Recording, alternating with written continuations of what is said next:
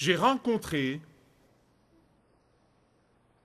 tout au long des années des chrétiens, des croyants, qui se sont convaincus que Dieu ne peut pas les utiliser à cause d'un péché terrible dans leur vie, un péché dont ils se sont repentis. Et je me rappelle avoir dit à l'un d'entre eux, pendant que j'admire ta sensibilité spirituelle, je dois te dire aimablement et franchement que si tu en es arrivé à dire à un moment donné de ta vie, Seigneur, je sais que j'ai énormément péché. Seigneur, je sais que j'ai subi les conséquences de mes péchés. Seigneur, je sais que tu m'as pardonné. Seigneur, je sais que tu m'as ordonné de me pardonner moi-même. Une fois que tu as fait ça, et que tu es toujours oisif dans le royaume de Dieu,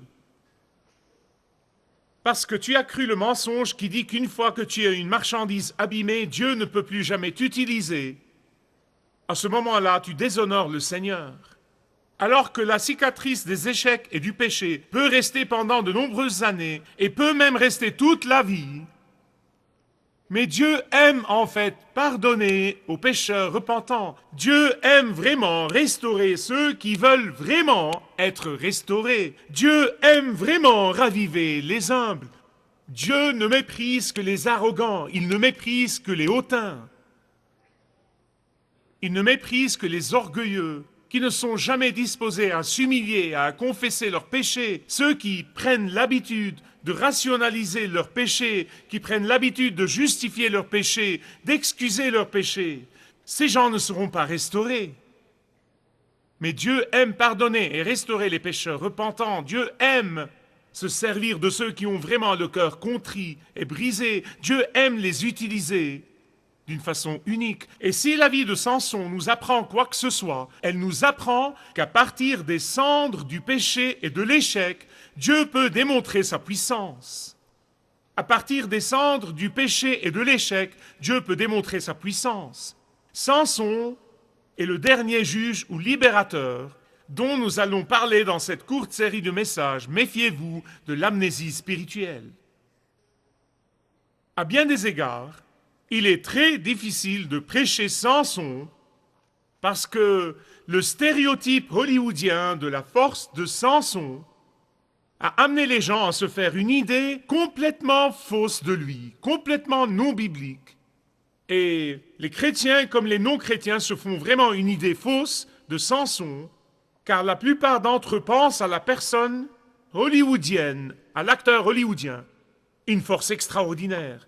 Vous savez, un corps parfaitement sculpté. Mais c'est une fausse image de Samson, et c'est pourquoi c'est difficile d'oublier cette image-là. Car la force de Samson ne venait pas de faire de la gonflette 10 heures par jour. La force de Samson ne venait pas du tout de son physique parfait. La force de Samson n'était pas née dans les gymnases de Gaza. Mais sa force était surnaturelle. Sa force était le don de Dieu.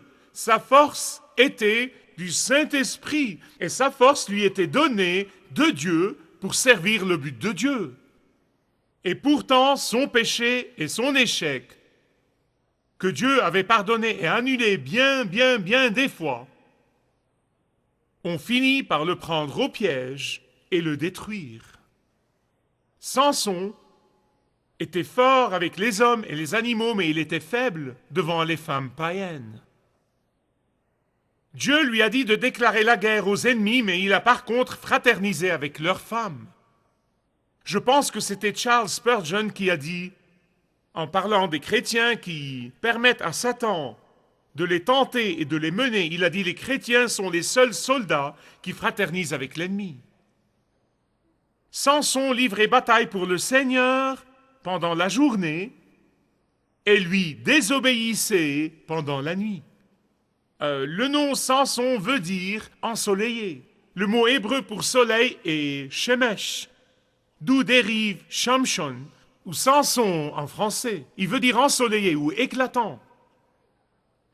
Et pourtant, Samson s'est retrouvé dans l'obscurité, aveuglé par les ennemis même qu'il était censé lutter et vaincre et dominer. Mais il y a quelque chose de très important que je ne veux pas que vous manquiez là. C'est vraiment important. Je vous ai dit au tout début de cette série de messages qu'avec chaque nouveau juge, avec chaque nouveau libérateur, Israël continuait sa décadence vers le bas-fond, vers la ruine. Et nous venons ici à Samson et nous trouvons qu'il est le reflet de la culture de l'époque, qu'il est le reflet de la société de l'époque. Et s'il y a une phrase qui résume vraiment tout le livre des juges, c'est que chacun faisait ce qui lui semblait bon. Et Samson personnifiait cette attitude. Quand je me suis retrouvé à penser à Samson qui est devenu le reflet de la culture de l'époque, j'ai pensé aux nombreux leaders chrétiens aujourd'hui qui reflètent la culture au lieu de la corriger.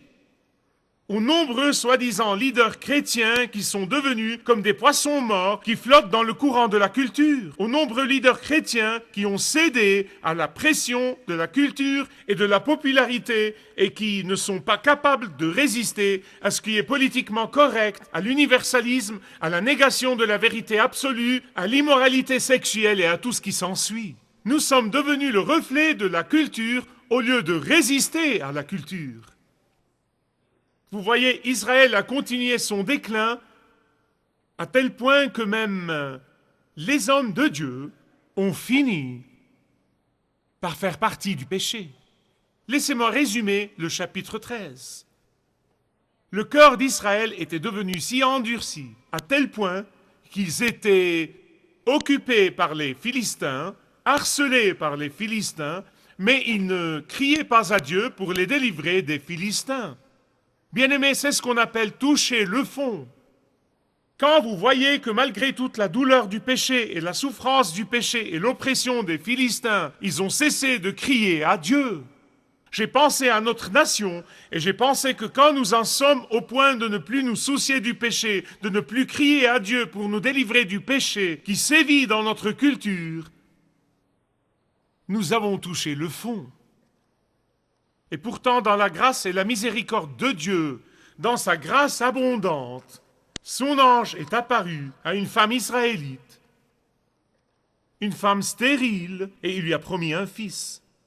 La vérité, c'est que la stérilité de la mère de Samson était aussi le reflet de la stérilité spirituelle d'Israël, de la vanité d'Israël, le reflet de l'infertilité d'Israël. Et donc, l'ange lui a promis un fils qui serait nazaréen de Dieu. Le mot nazir veut dire mis de côté, quelqu'un qui est consacré pour un but de Dieu.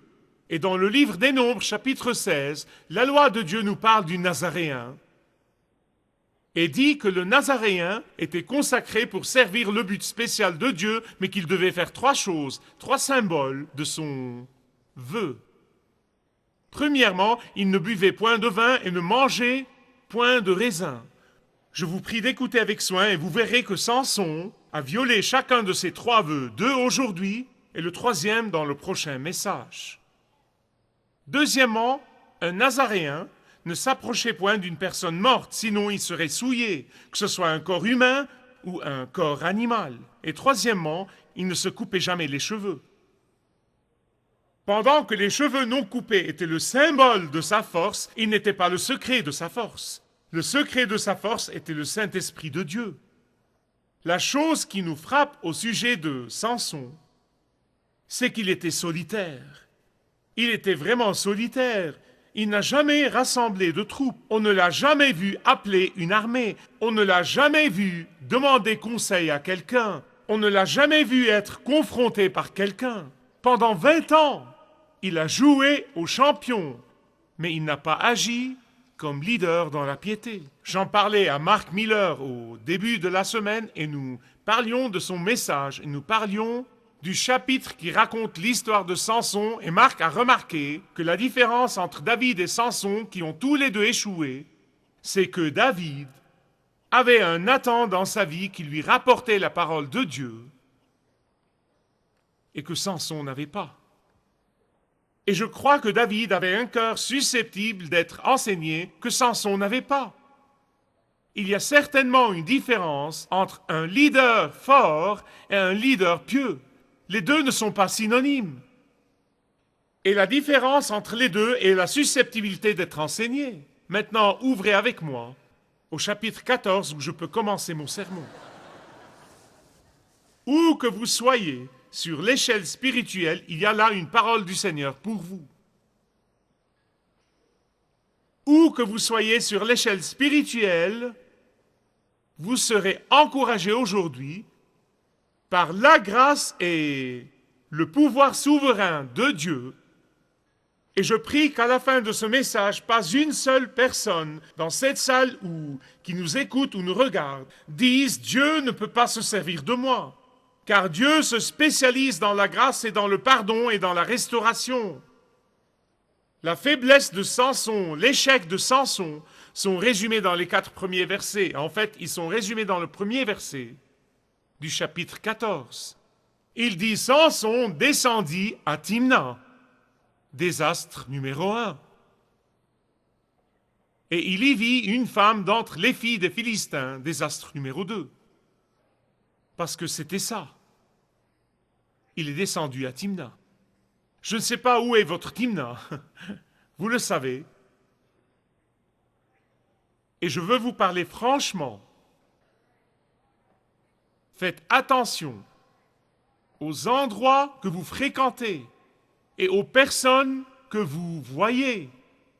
Faites attention aux paroles que vous dites à une personne de l'autre sexe qui n'est pas votre époux. Faites très attention. Parce que pour Samson, Timna était à 6 kilomètres de chez lui. C'était un petit tour. Pour certains d'entre vous, il suffit de cliquer la souris. Pour certains, c'est l'appartement d'à côté. Pour certains d'entre vous, ce n'est pas très loin. C'est facile de rationaliser vos visites aux endroits de tentation. Et c'est facile de vous dire « Je ne ferai jamais rien de mauvais. Je ne resterai dans cet endroit que pour un petit moment. Je ne vais rien faire. Je vais juste jeter un coup d'œil. Je ne vais rien faire. Je ne vais rien faire de mauvais. » Mais avant d'avoir le temps de dire « Ouf », vous vous accrochez à la Philistine. Samson était un homme de foi, écoutez-moi. Samson était un homme de foi, mais il n'était pas un homme fidèle. Vous voyez, il y a beaucoup de pratiquants qui sont des hommes et des femmes, des garçons et des filles de foi. Ils ont une sorte de foi, mais ils ne sont pas fidèles avec Dieu. Ils ne sont pas fidèles avec leur temps. Ils ne sont pas fidèles avec leur argent. Ils ne sont pas fidèles avec leurs ressources. Ils ne sont pas fidèles dans leur obéissance à la parole de Dieu. Il n'était pas fidèle à son vœu nazaréen, c'est tout. Il n'était pas fidèle dans son obéissance à la parole de Dieu. Il n'était pas fidèle aux avertissements et aux conseils de ses parents. Après tout, Timna était à 6 kilomètres de chez lui. Ce n'était pas loin. Tout au long des années, j'ai entendu des célibataires dire que quand ils ont commencé à sortir avec les non-croyants, ils disaient « ce n'est qu'une sortie, je ne vais pas l'épouser, je ne vais pas l'épouser, je vais juste passer un bon moment ». Et avant de le réaliser, ils se retrouvaient profondément amoureux de cette personne. Écoutez-moi avec soin, c'est important. Quand la Bible parle d'un joug mal assorti, ce n'est pas seulement le mariage, mais les relations d'affaires.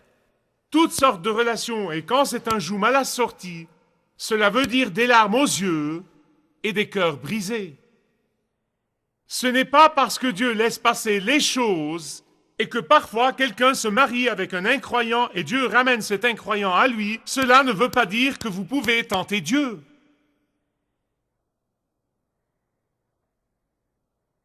Dans ce cas, le plan souverain de Dieu s'est servi de la folie de Samson pour le bien de son peuple. Mais tenter Dieu n'est jamais une bonne idée. Jésus a dit au diable dans le désert, « Tu ne tenteras point le Seigneur, ton Dieu. » Samson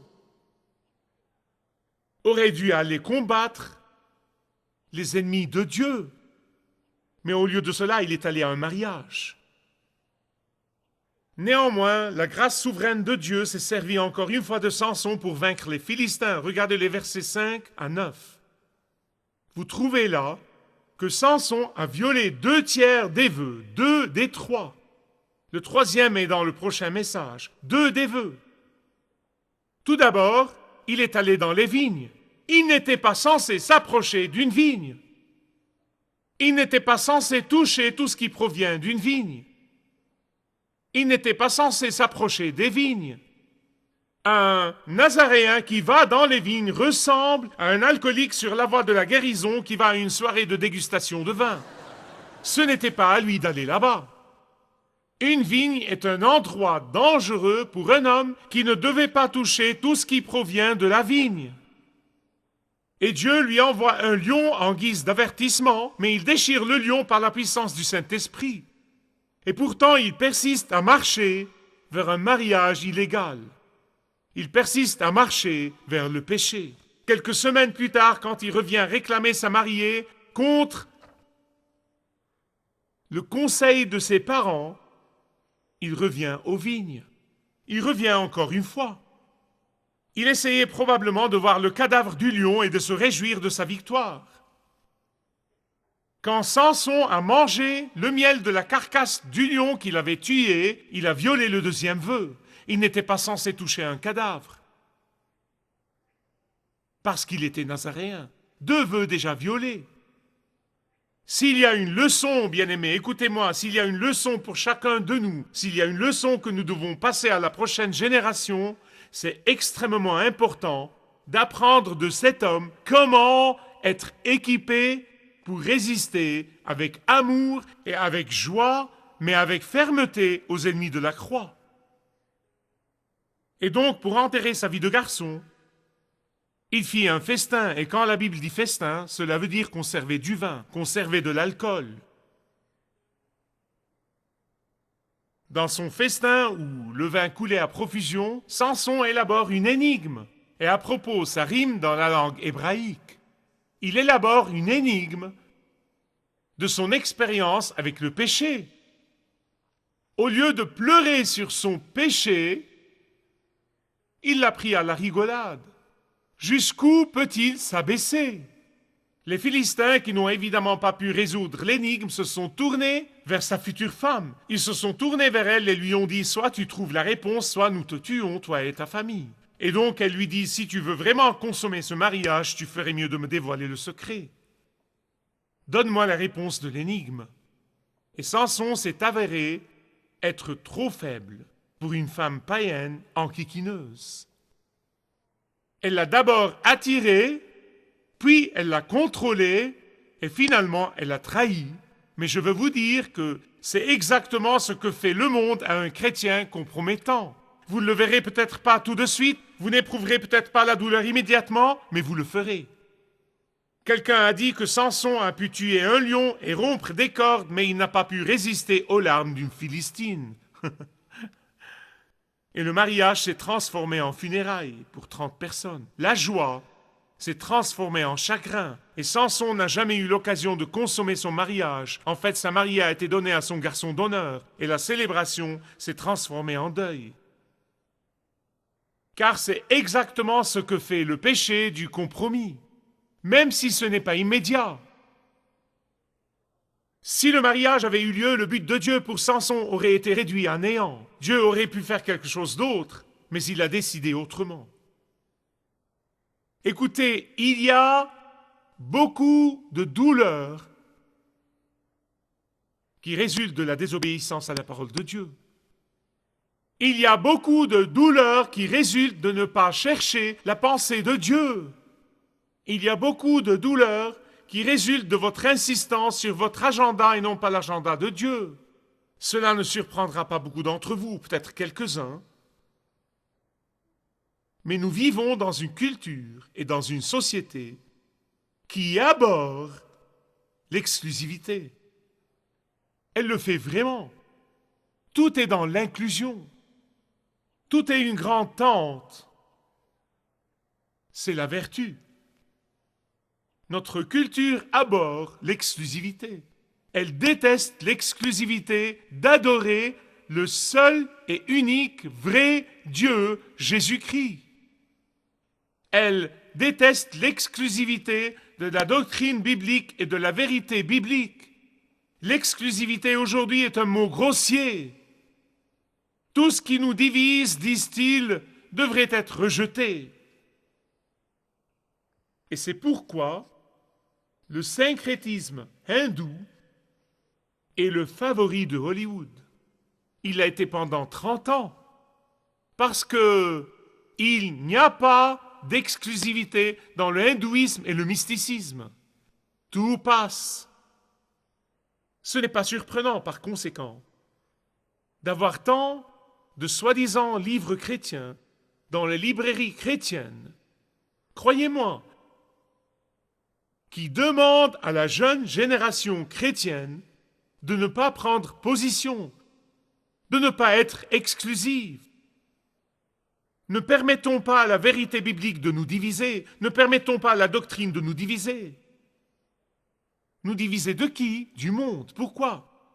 Ah, ils disent l'exclusivité aliène les non-chrétiens. Je ne veux pas aliéner les non-chrétiens, j'aime les non-chrétiens. Je les secourrai, je les servirai, c'est...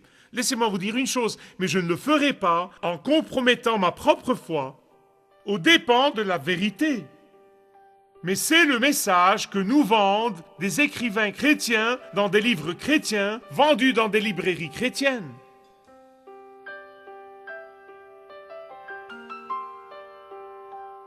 Posez-vous cette question dans les moments difficiles. Est-ce que vous aliénez votre Sauveur et Seigneur et ami Jésus, ou aliénez-vous ceux qui veulent votre ruine spirituelle? Si vous désirez connaître Dieu d'une manière personnelle, demandez le livret « Retrouvez la joie que vous avez toujours désirée » et vous pourrez découvrir l'amour de Dieu pour vous et apprendre comment expérimenter son pardon.